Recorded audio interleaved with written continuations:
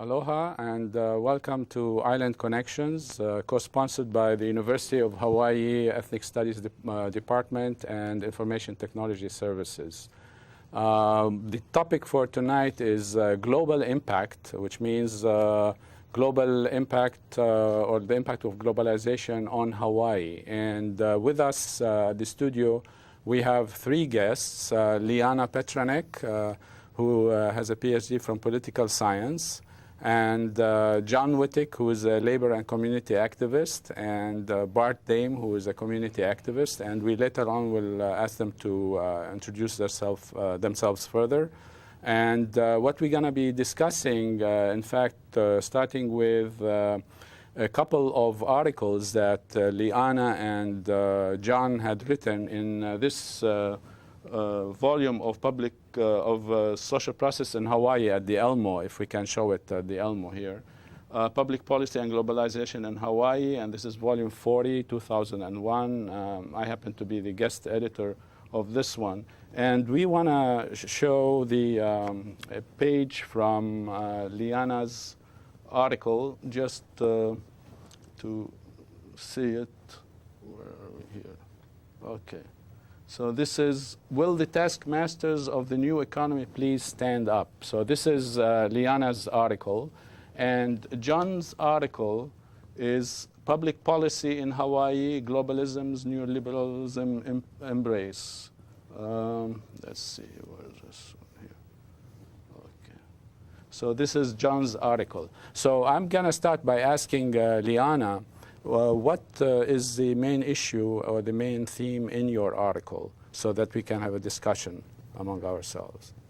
Well, the article starts off sort of like a satire. It was written during the time of the Democratic Convention, and the Democrats were claiming the laurels of an economy with the lowest unemployment in many, many years, and a better economy for the United States, and so I questioned certain people taking credit, public policy figures taking credit for improving the economy. We see this also with Cayetano, and then I shift the focus on Cayetano, where he's being interviewed by Robert Rees of the Honolulu Weekly, and he talks about government changing itself and rethinking itself and making some fundamental changes in the economy. And then he takes credit for implementing several changes, and most of these changes have to do with policy reforms in the area of tax reform and privatization and other kinds of structural changes within the economy, mostly incentives for businesses.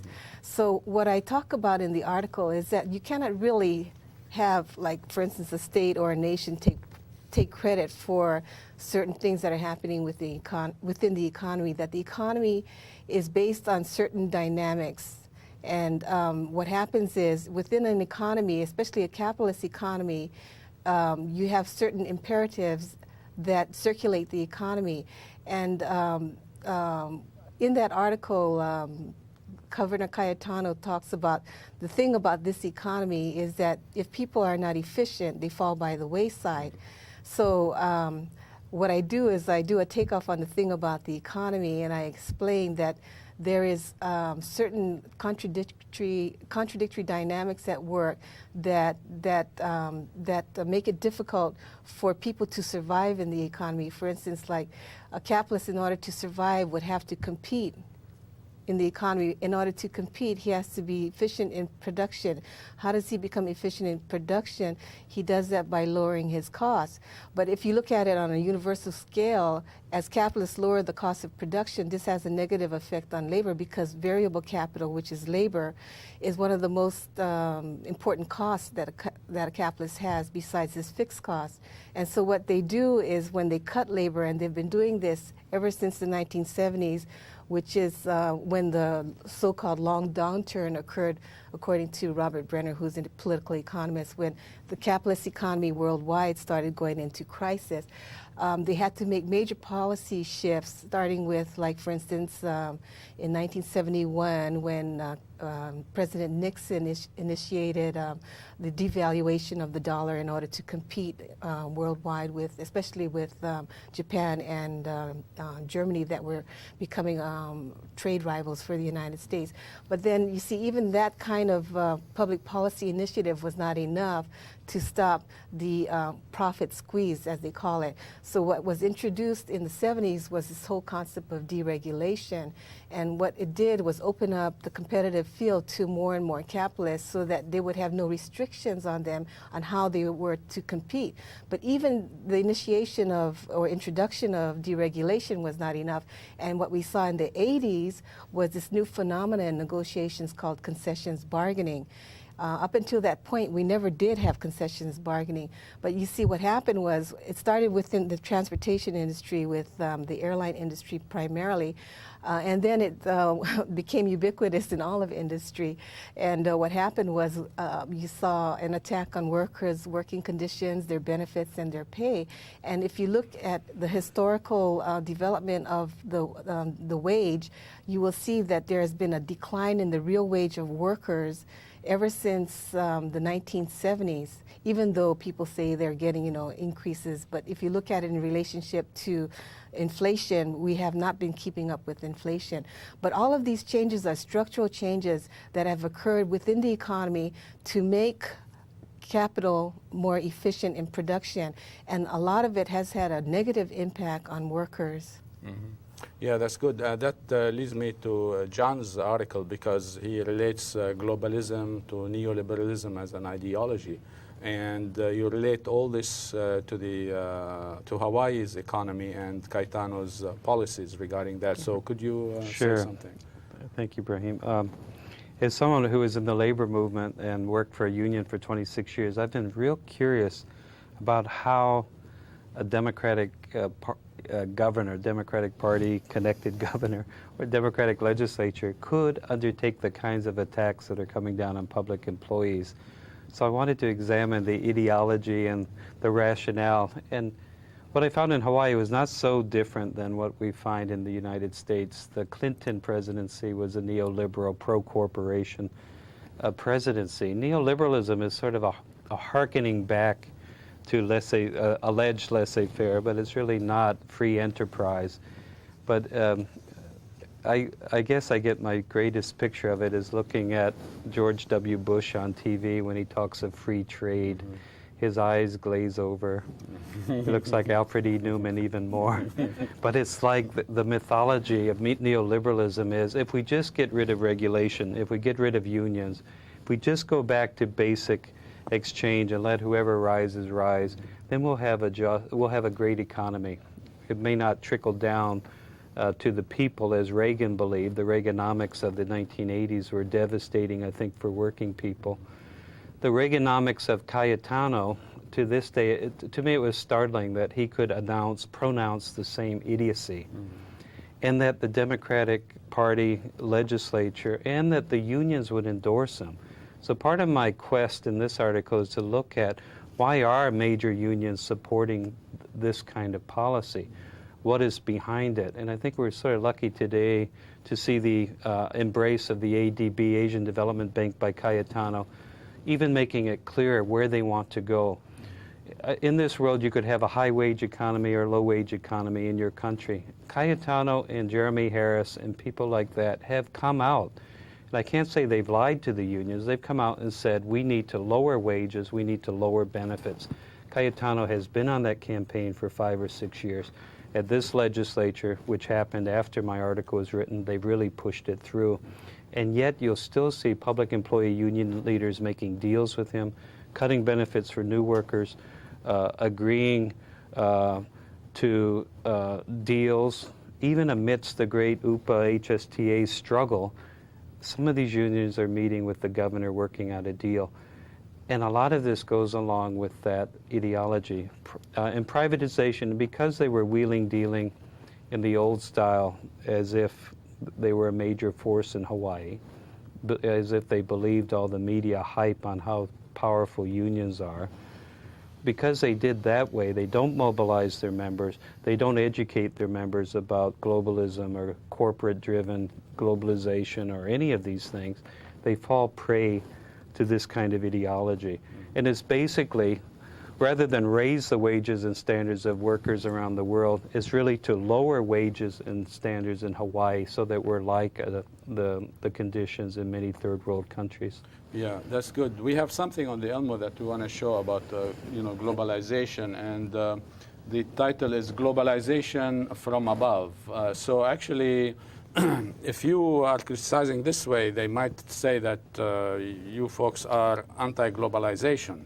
But in fact, you are anti-globalization from above, because there is this something that is called globalization from below. This is the Elmo again.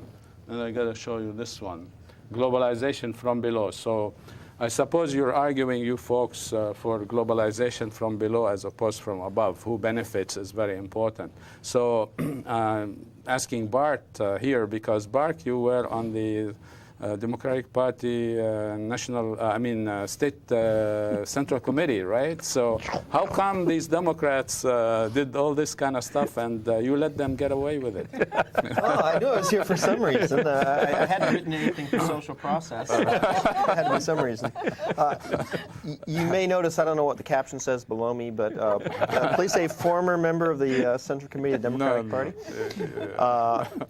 I was actually, a bunch of us hoped, I think, following the national mobilization that Jesse Jackson led with the Rainbow Coalition, we had hoped that we may be able to sort of turn the Democratic Party around, get it more in touch with its traditional pro-labor, pro-working class roots.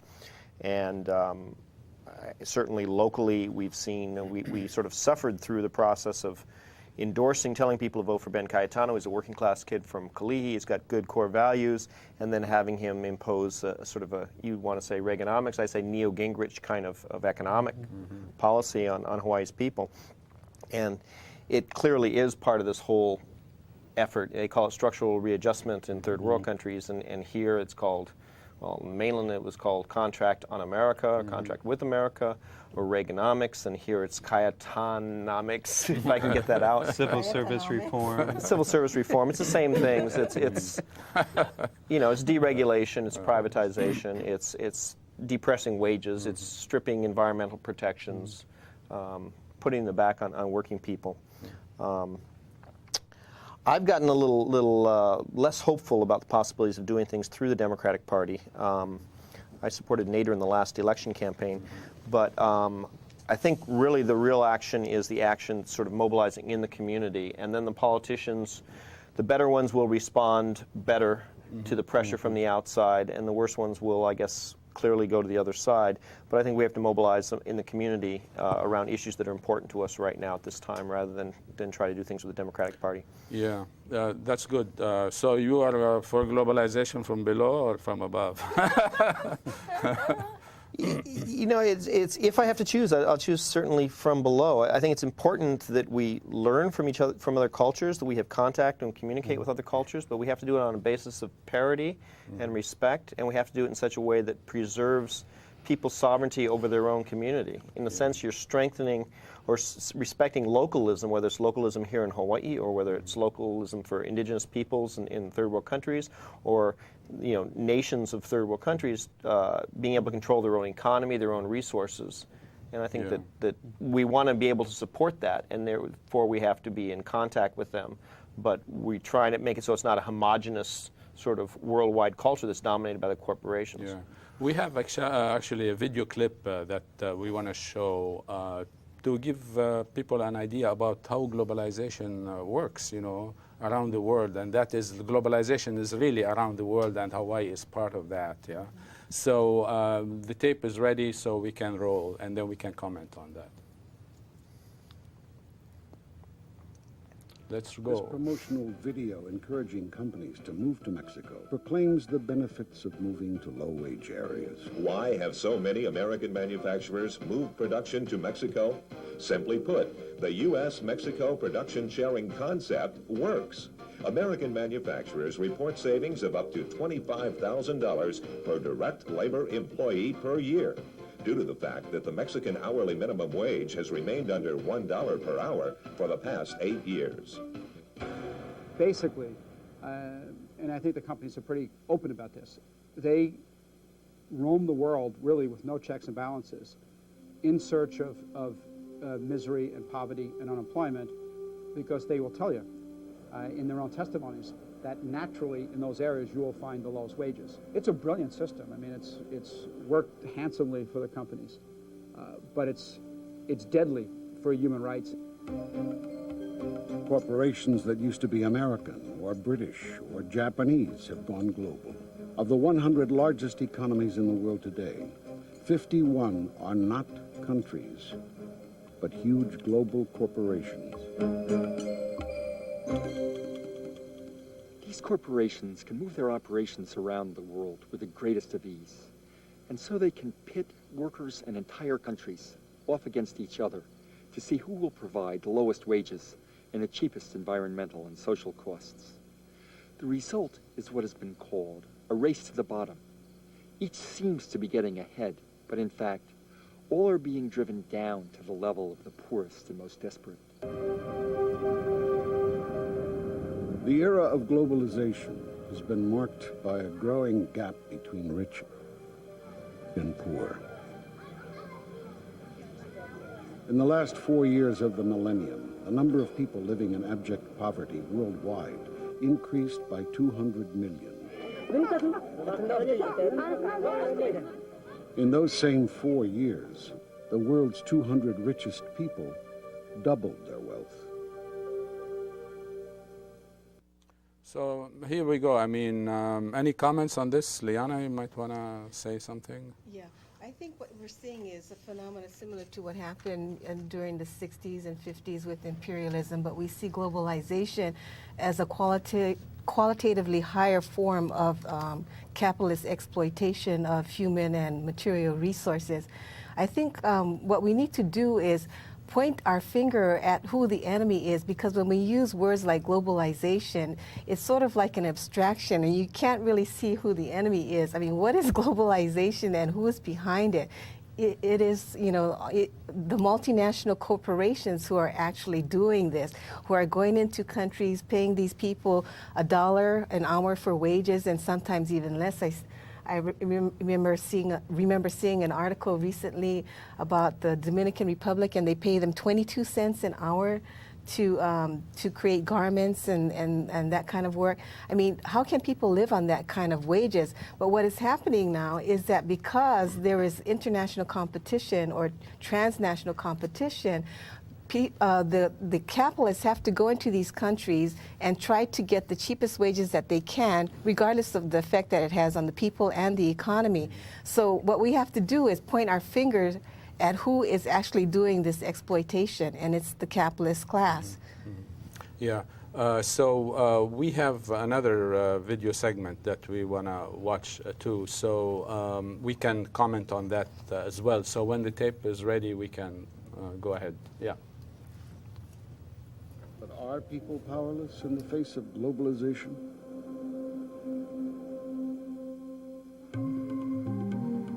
Some people are trying to do something about the global economy.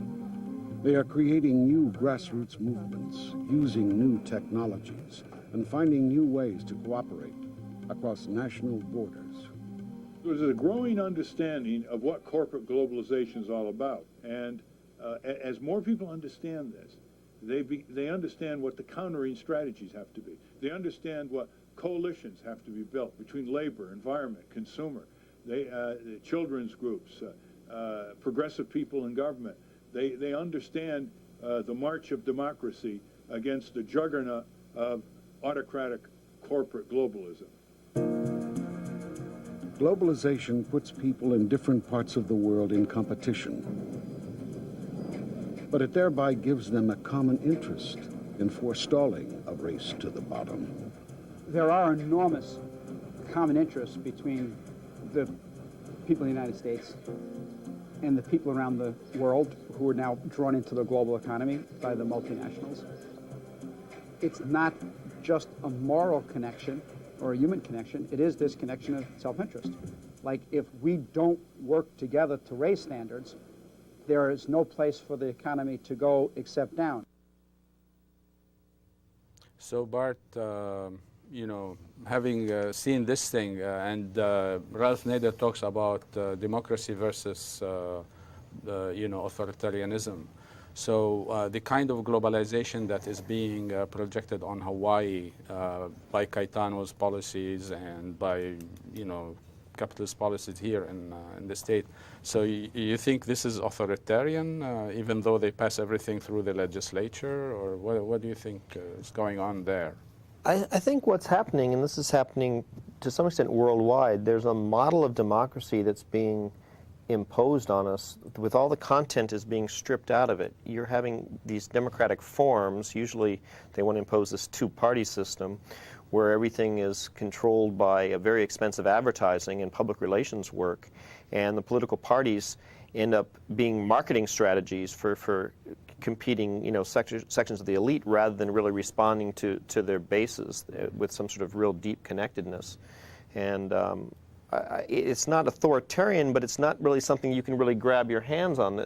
In fact, those questions that are being regarded as legitimate for political argumentation on, like labor conditions, wages, environmental, increasingly those decisions are being turned over to, like, the WTO and these other unelected agencies. And the realm that is legitimate in this model for us to be discussing in parliamentary bodies is getting smaller and smaller. And I think what's happening is citizens are getting detached and uninvolved because there's nothing meaningful there. It's like you go body surfing at Makapu and you're trapped in the white water and you don't know which way is up and you can't grab onto anything because all there is there's froth and bubbles around you. Yeah. And it's also not just the electro-political model that is skewed, it's the production model. In the Philippines, where I visited and worked with unions there, they're barracks-style dormitories that women are under guard, and they go to work in these factories, assembly lines.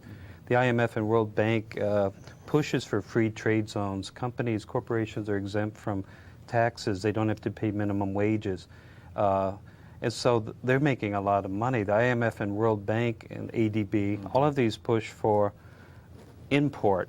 You know, don't and export your own stuff, import all your other things. Not real industrialization, no national control over production, and this is devastating. Yet some people have gotten very rich. You know, executives of these big companies have done well. Workers in our country and in the Philippines, many places it's horrible what has happened to them. And then to hear Cayetano and Harris praise the Philippine model and say Hawaii should be like that is, to me, was a real alarm back in 92, 93. Yeah. I think there is something to your question, though, about the authoritarianism. I think we see it here with the ADB conference coming here, that because we're losing our sovereignty, if you will, to these bodies, and people are getting upset. This is happening worldwide. We're responding to it. People are going into the streets. They're saying, hey, what's going on? And all around the world, I think the same manufacturers making these outfits, there are these Darth Vader RoboCops armed with tear gas and these riot shields that are keeping them separate from the process. They're these barricades that keep them from the decision-making process. And I think you need that element of the authoritarianism alongside to ensure the so-called free trade model becomes dominant. Yeah, later on we're going to be showing pictures from the World Trade Organization's demonstration in Seattle and the response of the police to the demonstrators and so forth. But I think, you know, the question of democracy versus authoritarianism is a very important one. And, you know, especially for Hawaii now, especially with the ADB coming up, you know, and tomorrow actually there's a big march at 11 o'clock, I think. And then the big rally at 3 o'clock at Kapiolani Park. But anyway, we'll get to that in a bit, but I think this is a central kind of thing here. But now I would like to, did you want to say something? Yeah, I think what Bart pointed out was the role of the state in facilitating these transnational apparatuses and the importance of the state at this stage in history. I mean, a lot of people look at the state and look at globalization and say, oh, we're in a world where everything is globalized, and the importance of the state and national economies is not as paramount as it was before. But what we see just with the situation that has occurred with the ADB, the importance of the state in facilitating this situation. Like, for instance, I was reading in the Honolulu Weekly just recently that the state is putting out over $7 million to secure the meeting at the convention center. They're not even paying for the convention center. And also, they were demanding that they don't have to pay hotel room taxes for their rooms in Waikiki. You know, I mean, this is an outrage. These are bankers. These are very rich people. And then they wanted presents from the state of Hawaii, like tote bags and amenities and all that kind of stuff too. They're trying to reduce poverty for themselves by not paying the hotel room tax. After creating poverty all over the world. But that's an interesting thing. But what I want to do now, if we can, like connect the question of globalization and what's going on all around us with the recent developments in Hawaii in terms of labor, especially the HSTA and the UPA strikes, and then broaden it to talk about public workers and workers in general. And I just want to show something on the Elmo about the strike and what the strike got HSTA and UPA. So you say UPA and HSTA salaries before the strike, there's one bone and a couple of things there. And UPA and HSTA salaries after the strikes, a few more bones, you know. So that's all what you're hoping for. So what does that, how can we connect these strikes to the question of neoliberalism and globalization in general? Is that a connection, or is that a figment of our imagination? Any one of you folks? I think public sector unions are under attack. They have been in Hawaii and maybe in the U.S. sort of the leading force of new unionization, of new political influence for workers. So they are targeted. What was interesting, and the governor complained about how democratic HSTA was. I think what he had to say about UPA they couldn't print. Mm-hmm. But that union democracy is a thwarting, is an obstacle for them. But obviously they're trying to attack public sector unionization. Mm-hmm. One thing they may have wanted was to get rid of UPA, which they didn't succeed. Yeah. With HSTA, they never really dominated their spirit, although the teachers, I'm sure, felt they didn't get everything they really needed.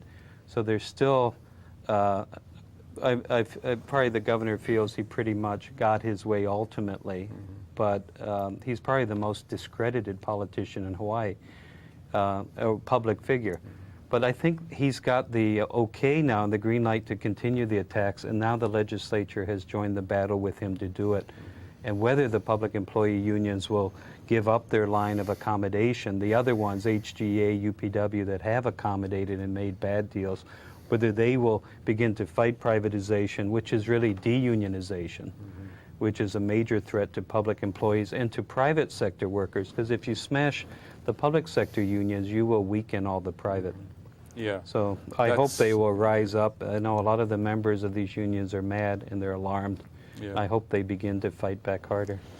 Yeah, but talking about, resistance to globalization from above, why mm-hmm. I say this and why I, concentrate on it is because people like even, in the advertiser, some commentaries mm-hmm. and stuff like that, saying, for instance, you guys are missing the boat, globalization is here, and what are you talking about? But we say globalization from above, that's what one is against, yeah? But in favor of globalization from below, as we have said before. Or internationalism, people-to-people solidarity. Yeah, people-to-people solidarity, yes, etc. So the point is then the question of globalization is not that we are against it, but what kind of globalization mm-hmm. we are against and what kind of globalization we are for. This is a central question, it seems to me. But it seems to me also that the UPA strike and the HSTA strike, objectively speaking, concretely, is that they are a form of resistance, mm-hmm. Right. Even though not everybody on the picket line or not on the picket line thought of it as resistance against globalization, but resistance against Caetano, but Caetano actually is doing policies, globalizing public policy in Hawaii. He's globalizing it. Why? to catch up with the policy of globalization that has been set by international corporations and so forth. So he is of service to those kinds of people, you know, and I think that is an important lesson to think about, that people like me on the picket line, we were really resisting globalization in our local way, in the way that it was particular to Hawaii. And that is, we need more people to understand it in that fashion. It's also, I don't think it's an accident that you can have this interchange of personnel, where you can have Seiji Naya, who can be an economist for the Asian Development Bank for a number of years, then come to Hawaii and be the head of DBED here, you know, and be in charge of the economy, chief economic advisor to the governor. The governor, so you have this thing that someone who can be involved in instituting these policies in a third world country can take the same kind of policies and bring them into Hawaii and do them effectively. And the connection here was, he was also chair of the economics department at the University of Hawaii, Manoa, before he became Kaitano's DBED head. Yeah, and the point isn't to personalize it, that Seiji Naya is the carrier of this virus, but just the fact that they can play these roles and they can wear that hat there and wear that hat there, and they can find a job to push these policies wherever they go. That's true. In fact, you know, talking about resistance, you know, and that's why I mentioned about UPA and HSTA. And we want to connect it to the question of resistance to globalization by looking first about the 1999 World Trade Organization. And on the Elmo, I have a few photos here that I'd like to show. And you know, these are some of the images from the WTO demonstrations in Seattle, where the police was armed to the teeth, and most of the demonstrators were peaceful, but yet they really did a number on those demonstrators. You know, so this is just like some kind of thing. See how people are really resisting and putting their lives on the line because they don't want poverty to reign supreme in the world. And even though they are in the United States and we are, you know, our standard of living is a bit much higher than a lot of other places, still people were trying to demonstrate against this abuse of human rights all around the world, like having a woman work in a garment factory for 33 cents an hour. This is outrageous. So I have a few more pictures that I want to show on the Elmo also, just to show people, you know, what it's all about. You're talking about Darth Vader and stuff like that. Well, this is like quasi-Darth Vader, but they have better bombs and better equipment to deal with demonstrators who are demonstrating peacefully according to the law. But anyway, that's the whole idea. This one, don't trade on me. So I wonder why, you know, somebody would say like that. Are they stupid? I mean, they don't know that globalization is good for them. You know, and why these ILWU workers in Seattle also were against globalization? Don't they know that globalization is good for them, free trade and shipping and all that kind of stuff? You know, and look what's happening here. You know, these are regular citizens, and a lot of them actually came from around the world to just demonstrate, and from around the country as well. In fact, there was a Hawaiian contingent that went there, not all together, but they happened to be there at the same time. And that's really an interesting thing. And that's a good thing here, the sign they say, capitalism destroys all life. I mean, is that an exaggeration, Bart, since you are... Or what are we talking about? Yeah, let's see. You know, there are a lot of good things about using market mechanisms for getting information on where there are opportunities for serving people and producing products and things like that. But it's a tool like anything else. You know, there's a law of nature, if you will, that water will seek its own level. You know. But that doesn't stop us from building dams and from having plumbing in our houses. We try to control those natural laws. And the forces towards profit and towards mobilizing people through human greed should also be constrained by us deciding in consensus among ourselves what the restraints are on human greed and how much we're going to allow that to dominate our society. And I think we have to find the right balance. And unfortunately, the WTO ADB model is the free market model, which means they free up the market to intrude in all aspects of our lives. Everything in every aspect of our life is suddenly on the market. They go to third world countries, they're kids in a candy store. Everything becomes open for those that have, the elite that have the money. They can purchase whatever they want. They want the land there, they want the resources there, they want the view, whatever they want. They want the women, they want the children. They can purchase those things. They can purchase the labor there. Whereas before, under models before, there was some sort of nationalism, there was cultural resistance. Now WTO, et cetera, say those things are impediment to free trade. Give us access to your goodies. Yeah. Closer to home, we have a couple of segments, video segments. Well, not closer to home actually, but in terms of globalization, we have a couple of video segments that we would watch the first one, and then we can comment on it whenever the tape is ready. From Global Village, Global Pillage kind of thing. But it's interesting that. We can see, look at it and see what's really going on with the kind of globalization they're talking about. So the tape is ready now, and we will roll. This Asian Development Bank, you said some of the things that they've been doing in Asia and the Pacific. So could you give us some examples of what they have been doing that you educated yourself at? The Asian Development Bank is a multilateral regional bank. It's publicly owned by shareholders and supported by tax dollars. It is it's a profit-making bank. It isn't a profit alleviation bank. It's a profit-developing bank, and it isn't a poverty alleviation bank. It's a poverty-developing bank. They fund various infrastructure. Primarily, they focus on infrastructure projects. A lot of times, they've been funding dams, dams that are no longer able to be built anywhere else in the world. They're sort of targeting these very poor nations to go in and build this technology that's basically out of date and environmentally disastrous. The result being hundreds of thousands of people have been displaced, forced out of their homelands, out of their forests, off of their riverbanks, or else their food sources have been impacted by the impacts of the dams. They go in, they don't consult with the communities, they don't consult with the local governments. They basically strong arm their way in through promises of great development, great jobs, and the kind of song and dance that we often hear now that accompanies very suspicious economic undertakings, where it's always good for the economy and lots of jobs, but this doesn't really happen. So that they make loans.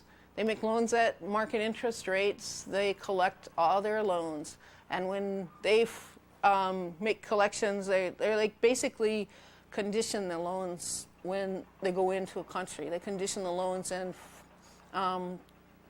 what has affected our environmental regulations, local and region-wide in labor regulations. The loans are structured in such a way that in order to pay the loans back, the government has to cut back on social services and education. So it actually increases poverty. It actually forces more hardship on people and undermines environmental integrity, and undermines labor regulations, and it undermines the environment. So if all that you said is true, and I have a suspicion that it is because of other kinds of development banks around the world and so on. Right. So why do you think the national governments go along with that? Any ideas? I think that they personally, individually benefit quite lucratively. That's one scenario. Another scenario is that they are in abject poverty, and when huge loans and promises of roads and promises of new technology or mining or logging, you know, with you know, promises of all these benefits and jobs and economic benefits, that they're kind of forced into trying everything. There's a desperation. It's kind of like gambling. There's a desperation that comes along with it in an attempt to break out of that cycle of poverty. You're very active, I understand, and I know actually, in this ADB Watch activities. And I also know that you went to the World Trade Organization to protest against the WTO in Seattle. So there must be a connection in your mind between the two. So could you say something about that? Definitely, you know, it's another arm of the same octopus. You know, definitely it's the same economic globalization, the same trends, the same quote unquote free market, liberalized trade, in like, you know, destroying these what they call protectionism. Well, protectionism isn't always a bad thing when you have to protect your community, protect your water, protect your people. That's not a bad thing. They turn these words into being, you know, like if you're into protecting these things, then you think the world is flat, and you just don't realize that that you're obstructing progress. And I think this corporate dominant, you know, military complex that's you know, kind of crunching through the world and in this big machine is basically a machine that's set on go. It is not stopping, looking to the left or looking to the right about how they're impacting, how these policies are impacting people, how our lives have changed, and how poverty has increased in the last 10 years. The WTO is a very new organization. It's only been around for about 6 years now. The increase of the disparity between the wealthy and the poor people is quadrupled just in a short time, just in like 10 years' time. The disparities increased like fourfold. Absolutely. There's more poverty now in the world than there was 10 years and 20 years ago. Right. Yeah, that's true. Half of the world's population lives below the poverty line. 1/2. And we don't have to, I mean, these are our resources. Yeah. You know, they don't need to be controlled by fewer and fewer multinationals. Yeah, so actually we watched another video tape segment, but that's fine. But this is closer to home actually. But we can in a minute watch the Global Pillage video segment that talks about things like what the ADB does, but in a global way also. So the tape is ready and we can roll it and then we can have you all comment on it. Yes, let's go.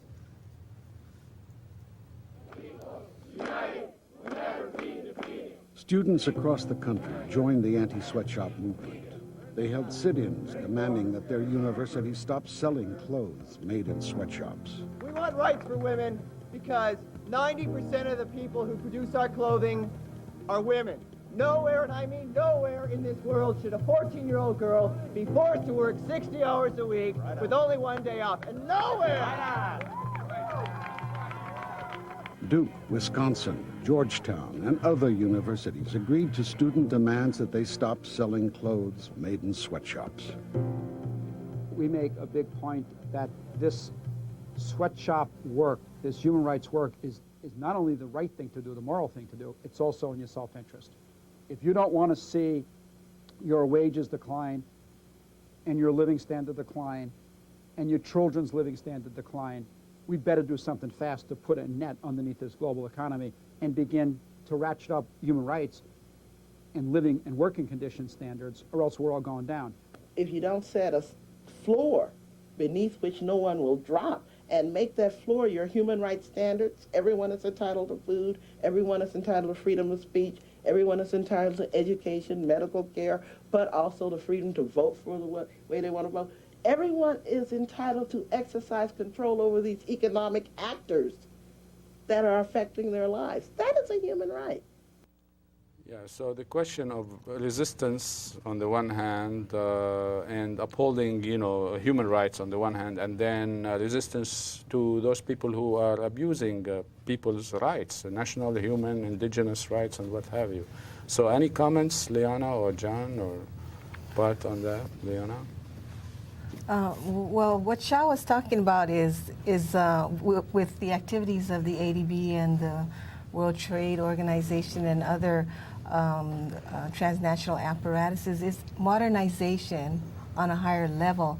And what is happening is they want to get rid of these protectionist institutions like, for instance, the Loan Convention in the South Pacific and Sparta trade agreements that allow for tariffs to protect the economies of indigenous countries or local economies so that they can penetrate in their economies and make a profit in whatever industry that they want to establish in that particular country. But like she pointed out, this has a devastating effect on the local economies.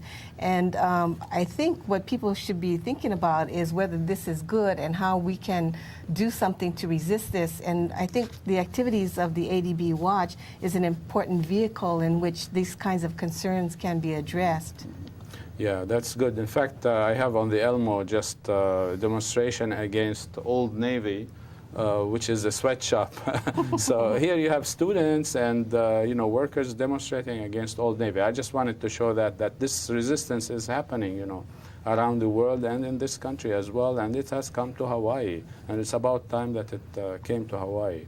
Any other comments before we go to another Well, I think segment? One of the important ideas that came out in both her discussion and in the global pillage thing was this concept of the race to the bottom. Yeah.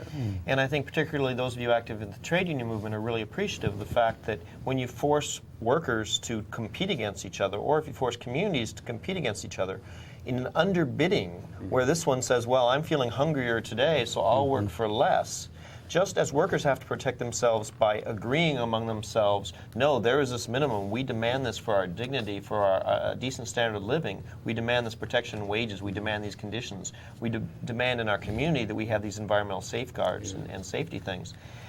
So too do communities have to protect themselves from a race to the bottom around the world. And the more we're forced to compete against each other, the more, rather than raising the standards, that will lower the standards. And the efforts we take to raise the standards, they call protectionism. The efforts they take to lower the standards, they call free trade. Yeah, that's a very important point. So we have about 12 minutes left, and so we have a few more things to show. So something from Global Village, Global Pillage as well. And this would be the last segment from that, but it is very good. So if the tape is ready, we can roll. The inherent power of the people here is more than enough to turn the tide if people realize more and more what's at stake and that they've got the power with trade unions and environmental groups and consumer groups and demonstrations and discussions to prevail and to win. The most important message we can give to people right now is the commonality of their struggle and how interconnected their lives and their struggles are. You have to care because they affect the jobs in your community. They affect your standard of living, your quality of life.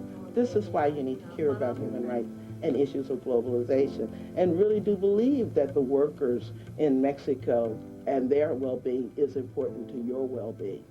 Because if they can maltreat them, they can maltreat us. Yeah.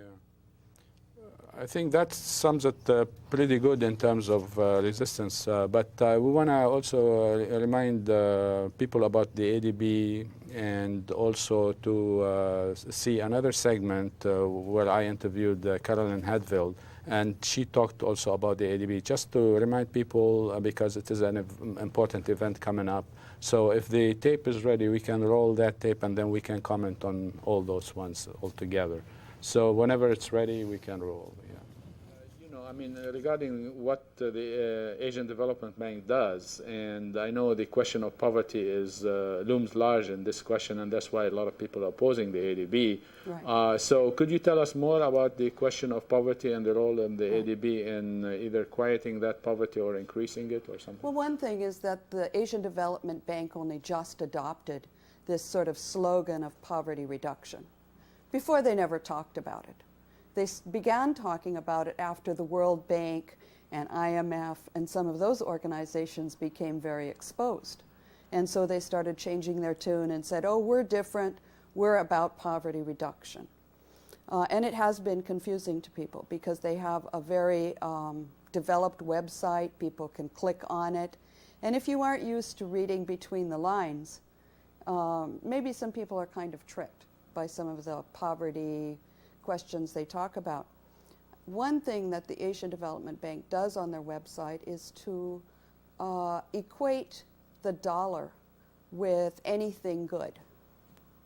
So if they manage to force, to entice people in, say, Vietnam to abandon rice, which they consume, and plant coffee, which is export, that's a success in their eyes, and they'll put a dollar value on it and show you this reduces poverty because the person is making $1 a day now, and before they didn't have a cash crop. But in fact, raising coffee is often detrimental to their health, to the environment. They're relying on chemicals, they're relying on pesticides. So it has not reduced poverty in my way of thinking. But the way the bank lays it out on their website, that's export crops are poverty reduction. I don't agree. They have many, if you look at their Pacific policy on the website, it says that their goal is to streamline the governments of the Pacific Island countries. In other words, cut down the private sectors, social services, health, and all of that, and to strengthen the private sectors in all of these countries. So what they will be doing is taking away the private sectors in countries like Fiji, like Samoa, where public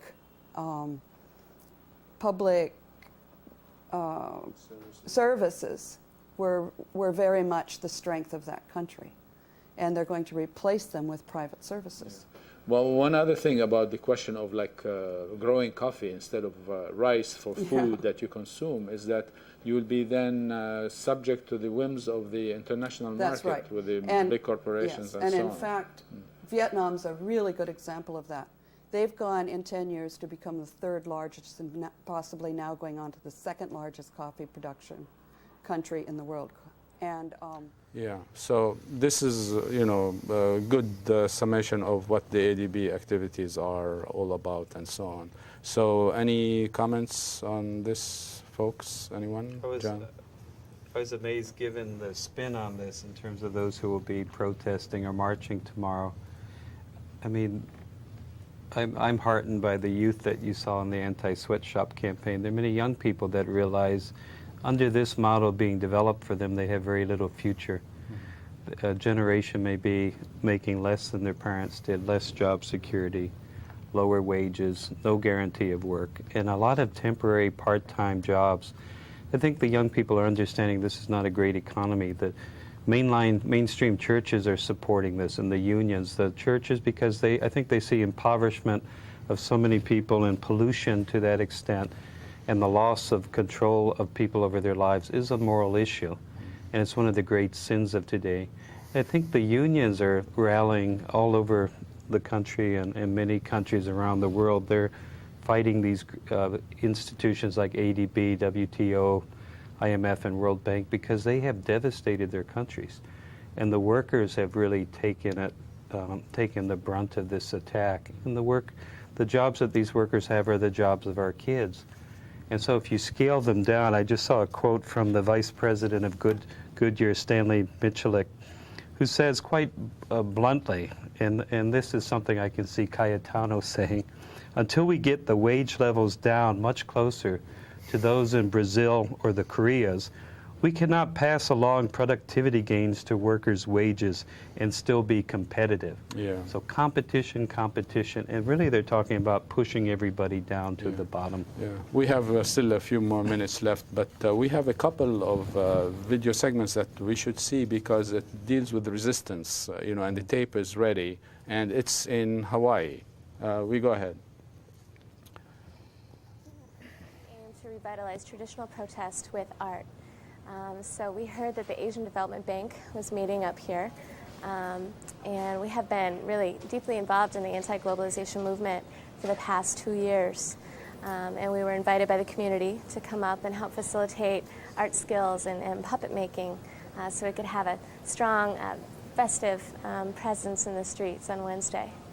So beyond that, why do you think art is important in such kinds of demonstrations? What is the role of art, in other words? We feel that art is a really incredible way to get our message across. Corporate media sometimes marginalize the message of protesters and like to sensationalize and then put more of the message of the police or the bank that's meeting. And so we find that if we make beautiful images and put our message right out there on the images, the media will be attracted to the images, and then our messaging will get out that way. They may have a terrible headline or a terrible story to go along with that image, but as long as that image gets out, we feel like we're doing a good job with our messaging, at least trying. And also, art is a really expressive way for people to communicate. It really helps people find their voice politically. Politics can be very scary, you know, and the Asian Development Bank can be very scary. So art is a way for people, if they can't say how they feel, at least they can put it into an image and get it out there. Yeah, so that's, you know, Holly, who uses art in terms of protest, you know, and to encourage protest and so on. So she's here from the mainland for that. But we have another friend of hers also whom we have interviewed, and the tape is ready and we can roll. We have Ali Starr with us, and you came to Hawaii from San Francisco? That's right. So why are you here? Well, I'm with a group called Art and Revolution, and we've been around for about 5 or 6 years, working with different communities all over the United States, and particularly in California, around issues particularly looking at corporate culture and corporate globalization, and trying to build a movement that is revitalized by political puppets and art and images to re-stimulate political protest in a positive way. Oh, great. And I noticed that you have like a workshop for puppet making. Yeah. Could you say something about that, and what are you exactly doing?